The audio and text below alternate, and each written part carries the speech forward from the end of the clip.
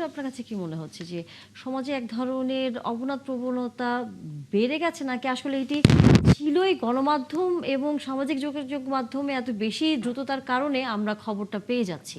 আমার ধন্যবাদ আপনাকে। আর শুরুতে এই নির্মম এই ন্যাক্কারজনক এই হত্যাকাণ্ডের জন্য আমি তীব্র নিন্দা জানাচ্ছি, এবং যারা যে প্রকৃত খুনি তাকে যেন দ্রুত আইনের আওতা, মানে তার দ্রুত বিচারটা যেন হয়, এই প্রত্যাশা করছি। একটা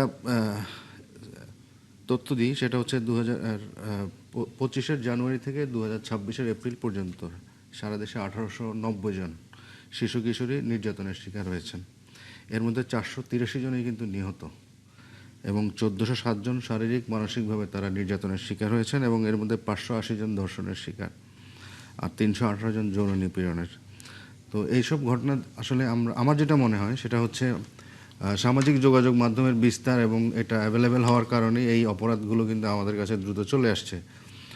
আপনি দেখেন যে একটা ঘটনা ঘটলে পাশাপাশি কিন্তু এই দু একদিন বা সাথে সাথে বেশ আরও কিছু ঘটনা কিন্তু হয়ে যায়, যেমন চিটাগাংয়ে আমরা দেখলাম।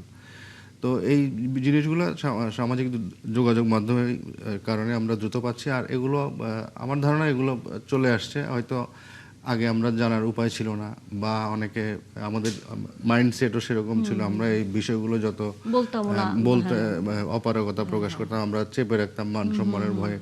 এখন সেই জায়গাটা এখন নেই, এখন মানুষ বলছেন, প্রতিবাদ করছেন, আর সামাজিক যোগাযোগের কল্যাণে এই জিনিসগুলো দ্রুত সমাজে একটা এই বিষয়গুলো একটা জনমত তৈরি করছে, একটা চাপ তৈরি করছে। তো আমার ধারণা এটাই। তো আমরা আশা করব যে সরকার প্রধান গিয়েছেন, আগে আমরা দেখতাম যে সরকার প্রধান এই জাতীয় চাঞ্চল্যকর ঘটনা ঘটলে তিনি গণভবনে নিয়ে আসতেন, প্রধানমন্ত্রী কার্যালয়ে নিয়ে আসতেন, তাদেরকে সান্ত্বনা দিতেন। আর এখন প্রধানমন্ত্রী নিজে যাচ্ছেন ভিকটিমের বাড়িতে। পার্থক্য এটা, কিন্তু আমরা শুধু এই পার্থক্য যেন আমাদের শেষ না হয়। আমরা চাই যে বিশেষ করে এই ধরনের দ্বারা বিকৃত মানসিকতার যেসব অপরাধী, এদেরকে আমি অপরাধী বলতে স্বাচ্ছন্দ্য বোধ করবো। এরা যেন সমাজে কোনোভাবেই কোনো আইনের ফাঁক ফোকরে এরা যেন বেরোতে না পারে। আপনার রসুখার কথা যদি মনে থাকে, 2009 সালে সেই রসুখা 11 জন নারীর সাথে ধর্ষণ করেছেন 11 জন নারীকে, এবং তার কিন্তু ফাঁসিরও আদেশ হয়েছে, কিন্তু এখনও সে কিন্তু ফাঁসিটা হয়নি। তো এদেরকে আমরা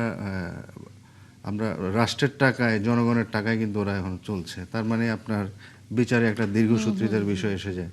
তো আমরা চাই যে বিশেষ বছরের নিশ্চয়ই আসিয়ার কথা আপনার মনে আছে, সেটিও 1 বছর কিন্তু পেরিয়ে গেছে। হ্যাঁ, তো এই আমরা শুধু চাঞ্চল্য তৈরি করে যে বসে যাব বা সেটা সেই জায়গাটা আমরা চাই না। আমরা চাই সরকার কার্যকর এবং দ্রুত ব্যবস্থা নিক, যাতে মানুষ আশ্বস্ত হয় যে না, বিচারের আছে, বিচার চলছে।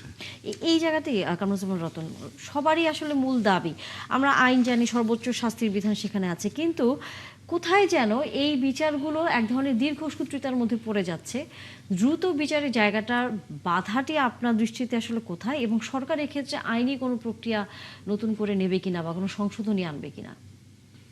আসলে যে ঘটনা নিয়ে আজকে আমরা এখানে আলোচনা করছি, এটা তো একটা বিকৃত রুচির, লজ্জাস্কর একটা নির্মমতার একটা যে শিকার, এবং এই শিকার এই সমাজটা একটা ঘটনা বা ঘটনার ধারাবাহিকতায় আর কিছু এরকম যদি ঘটনা আমরা শুনে আসছি। উনি যে একটা আমাদের সুমন ভাই একটা পরিসংখ্যান দিলেন যে 883 জন এরকমভাবে নির্মমতার শিকার হয়ে কিন্তু মৃত্যুবরণ করেছে, এবং গত 1 বছরে নিয়ার অ্যাবাউট 1890 জনের যে কথাটি বললেন, এটা যদি সত্য হয় তাহলে এটাকে একটা সমাজের চিত্র। এটা একটা যখন একটা সমাজে বা রাষ্ট্রে এই চিত্রটা পরিস্ফুট হয়, তো এক কথায় সেটা বলতে হবে একটা নৈতিক অবক্ষয়ের কারণে এটা হয়। তো এখন ঘটনা ঘটে যাওয়ার পরে সরকার ব্যবস্থা নেবে, বা এটা একটা গণতান্ত্রিক সরকার, তারেক রহমান ছুটে গিয়েছে যে উনি একটা অতিরিক্ত মানে একটা প্রধানমন্ত্রী বা রাষ্ট্রের যিনি সর্বময় কর্তা, উনি ছুটে গিয়েছেন, আগে হয়তো কার্যালয় ডেকে আনতেন। এটার মধ্যে কোনো ফারাক বা এটার মধ্যে কোনো তাৎপর্য তো আমি দেখব না। দেখব হলো যে প্রধানমন্ত্রী কতটুকু মানবিক এবং এটাকে গুরুত্ব দিলে, এবং সমাজের কোন রন্ধে এটা প্রবেশ করেছে, এটার প্রতিকারের মানসিকতা উনি কী কী স্টেপসটা নিলেন। গুরুত্বের দিক থেকে উনি গিয়েছেন, এটা ওনার মহানুভবতা এবং ওনার নৈতিক দায়িত্বের মধ্যে এটা পড়ে।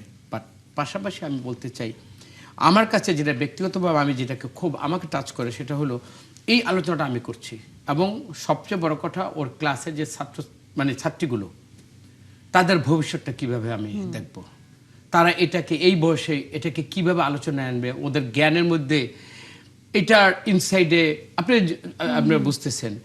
এই আলোচনাটা আমি আর আপনি করছি এই অনাগত এই শিশু বাচ্চাদের কাছে এই জিনিসটা কীভাবে আলোচিত হয় এবং এইটার সমাজে কতটুকু প্রভাব পড়ে। একটা নেশাখোর, ও তো বিকারগ্রস্ত মানুষ, ওর এটা করবে হিতাহিত জ্ঞান থাকবে না, এটা কিন্তু এক জিনিস।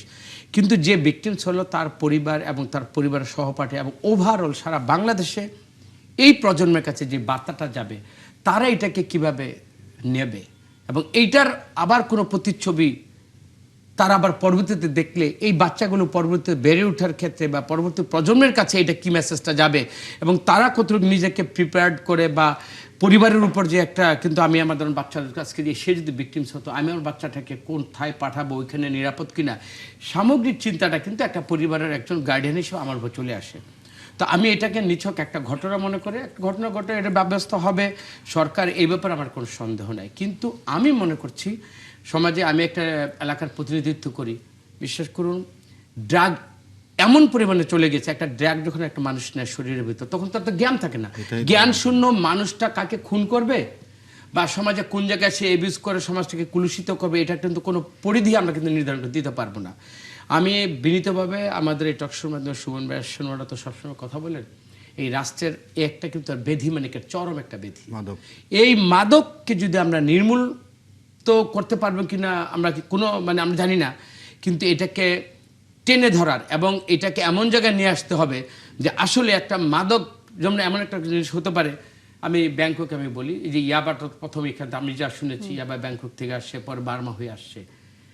একটা ইয়াবা পেলে, সিঙ্গেল একটা ইয়াবা পেলে, একটা ছোট্ট একটা ট্যাবলেট, কি ছোট একটা একটা ট্যাবলেট, এটা পেলে 7 বছরের জেল ইনস্ট্যান্ট। এটার জন্য কোনো বিচার বা কিছু না। আপনি দেখেন এটা নাকি এখন ঘরে ঘরে শিল্প আকারে চলে গেছে। যখন এইটা হবে এবং সবচেয়ে এই মাদকের যারা ডিলার তাদেরকে যদি আইনের আওতায় এনে দৃষ্টান্ত, ওদের একটা, এটা পৃথিবীতে অনেক তো ব্যবসা আছে এই ব্যবসায়ীদের এবং এই ড্রাগ ডিলিংসটা এবং যেসব রুট দেওয়া হয় এগুলার মধ্যে আগে আপনি ঢুকেন, এগুলাকে প্রতিকার করেন। সরকার এই বিষয়ে নিশ্চয়ই কোনো কঠোর ব্যবস্থা নেবে, এটা আশা আমাদের। আসলে এখানে আরেকটা জিনিস অ্যালার্মিং, একটা তথ্য কিন্তু অ্যালার্মিং, সেটা হচ্ছে যে এই নিপীড়নের যারা শিকার হচ্ছে এর মধ্যে এই সংখ্যা কিন্তু 95.8%, এবং এর মধ্যে 96% হচ্ছে নারী, শিশুকন্যা। এবং এরা কার দ্বারা নিপীড়িত হচ্ছে? এরা নিপীড়িত হচ্ছে তাদের কিন্তু ক্লোজ সার্কেল, যারা হয়তো ফ্যামিলির মধ্যেই, যেমন কাজের লোক বা ড্রাইভার বা প্রতিবেশী বা দুঃসম্পর্কের আত্মীয় স্বজন, এদের দ্বারা কিন্তু এই নিপীড়নের শিকার হচ্ছে। এবং 96, আর বাকিটা কিন্তু ছেলেরা, ছেলে শিশুরা, তারাও কিন্তু এখন নির্যাতনের শিকার হচ্ছে বিভিন্ন মাদ্রাসায়।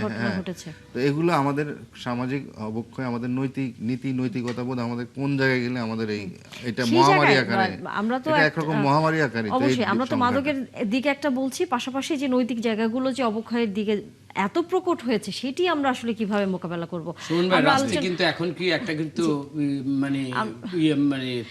চিরুনি অভিযান চলছে মাদকের।